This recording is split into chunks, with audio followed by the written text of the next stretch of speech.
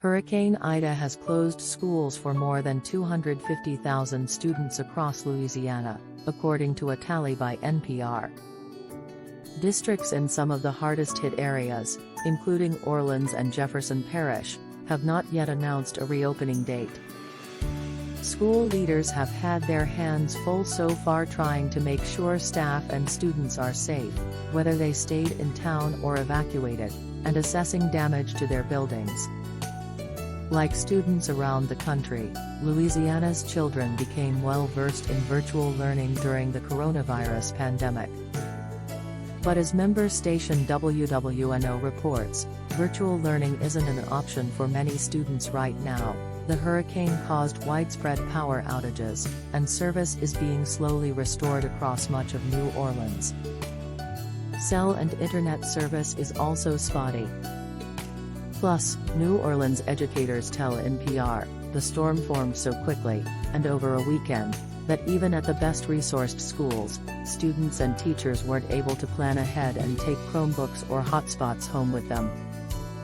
Elizabeth Ostberg runs a network of alternative public high schools and a middle school in New Orleans. The schools are collecting money to distribute $100 to families for immediate needs, including blue tarps for roofs, gas for cars and generators, food, water and temporary shelter. Ostberg's next goal is to get at least one of her school buildings open both for learning and as a cooling center during these hot summer days, with the highs around 90 degrees. Distance learning would only work right now with staff and students who evacuated far enough away to have power, and have computers and internet, she wrote in a text message after a cell phone call with NPR failed. "We got all our students these things last year, but not this year because school was in person.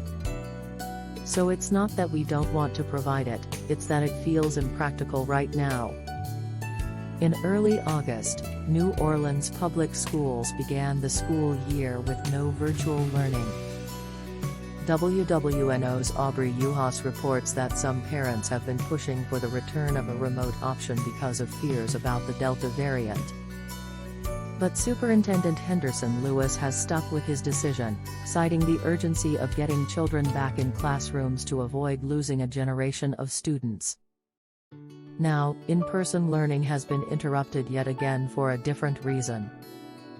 Douglas Harris at Tulane University has researched the effects of both COVID and Hurricane Katrina on student learning. He estimates that, realistically, it could be a while before most students in the New Orleans metro area are back in classrooms. The power needs to come back on, students have to return if they evacuated, and in some cases they may need to quarantine if they've been traveling or in close quarters in shelters or hotels.